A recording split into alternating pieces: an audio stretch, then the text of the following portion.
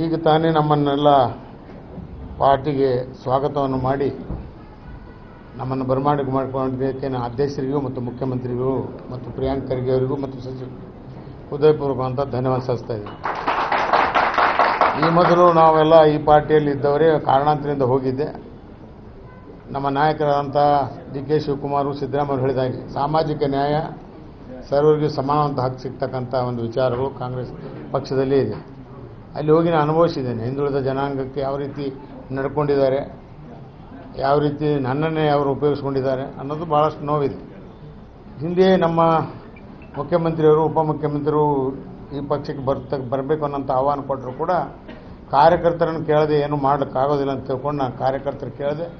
ಕಾರ್ಯಕರ್ತರು ಎಲ್ಲರೂ ಒಮ್ಮತದಿಂದ ತಾವೇನು ನಮ್ಮ ಮೇಲೆ ವಿಶ್ವಾಸ ಇಟ್ಟು ಇವತ್ತು ನೀವು ಇಲ್ಲಿ ಕಾಂಗ್ರೆಸ್ ಪಕ್ಷಕ್ಕೆ ಹೋಗ್ಬೇಕನ್ನೋಂಥ ಒಕ್ಕೂರೇ ನಿಮ್ಮೆಲ್ಲರ ಅಭಿಪ್ರಾಯದ ಮೇರೆಗೆ ಇವತ್ತು ನೀವು ಸೇರಿ ಇವತ್ತು ಅವರ ನೇತೃತ್ವದಲ್ಲಿ ಕಾಂಗ್ರೆಸ್ ಪಕ್ಷ ಸೇರಿದ್ದೇವೆ. ಇವತ್ತು KPC ಅಧ್ಯಕ್ಷರಿಗೂ ರಾಜ್ಯದ ಮುಖ್ಯಮಂತ್ರಿಗೂ ನಾನು ಭರವಸೆ ಕೊಡ್ತಾ ಇದ್ದೇನೆ. ಕಲಬುರಗಿಯ ಲೋಕಸಭೆ ಏನು ನಮ್ಮ ಅಭ್ಯರ್ಥಿ ರಾಧಾಕೃಷ್ಣ ಅವರಿದ್ದಾರೆ, 100ಕ್ಕೆ 100 ಅವ್ರಿಗೆ ಗೆಲ್ಲಿಸ್ತರ್ತೇವೆ.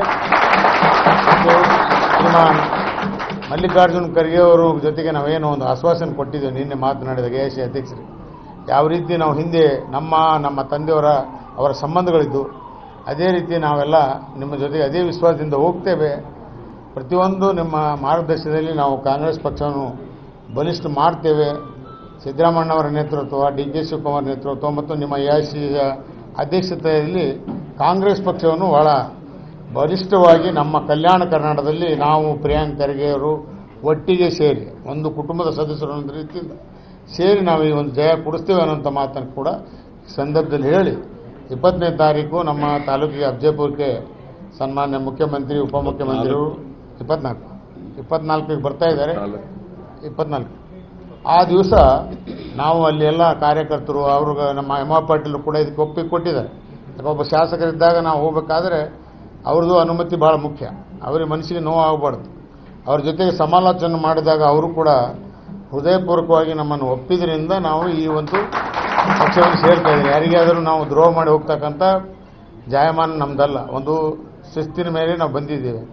ಆ ಶಿಸ್ತು ಇಟ್ಕೊಂಡಿದ್ದೇವೆ. ಎಲ್ಲಿಯೂ ಕೂಡ ಒಂದು ಕಪ್ಪು ಚುಕ್ಕಿಲ್ಲದೆ ರಾಜ್ಯದ ರಾಜಕಾರಣದಲ್ಲಿ ಸತತ 40 ವರ್ಷ ಸೇವೆ ಮಾಡ್ಕೊತ ಬಂದಿದ್ದೀವಿ. 6 ಬಾರಿ ಶಾಸಕರಾಗಿದ್ದೇವೆ. ಈಗ ನಾನು ನನ್ನ ಮನೆಗೆ ವಾಪಸ್ ಬಂದಿದ್ದು ಭಾಳ ಸಂತೋಷವಾಗಿದೆ. ಮತ್ತು ಖಂಡಿತವಾಗಿ ಈ ಒಂದು ಪಕ್ಷ ಇನ್ನೂ ಎಲ್ಲೆಲ್ಲಿ ನಮಗೆ ನ್ಯೂನತೆಗಳಿವೆ ಅವು ಸರಿಪಡಿಸಿ ಶಕ್ತಿಯಾಗಿ ಬೆಳೆಸ್ತೇವೆ ಅನ್ನೋಂಥ ಒಂದು ಆಶ್ವಾಸನೆ KPC ಅಧ್ಯಕ್ಷರಿಗೂ ಮತ್ತು ವೇದಿಕೆ ಮೇಲಿರ್ತಕ್ಕಂಥ ಎಲ್ಲ ಮುಖಂಡರು ಕೊಡ್ತಾ ಇದ್ದೀನಿ.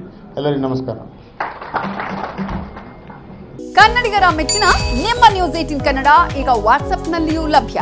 ಕರ್ನಾಟಕ ಮತ್ತು ದೇಶ ವಿದೇಶದ 360 ಡಿಗ್ರಿ ಸುದ್ದಿ ವಿವರವನ್ನ ನೀವು ನಿಮ್ಮ ಕೈ ಬೆರಳುಗಳಲ್ಲಿಯೇ ಪಡೆಯೋದಿಕ್ಕೆ ಈ QR ಕೋಡ್ ಅನ್ನು ಸ್ಕ್ಯಾನ್ ಮಾಡಿ. ನಮ್ಮ ಚಾನೆಲ್ ಅನ್ನು ಫಾಲೋ ಮಾಡಿ, ನೋಟಿಫಿಕೇಶನ್ ಆನ್ ಮಾಡಿ.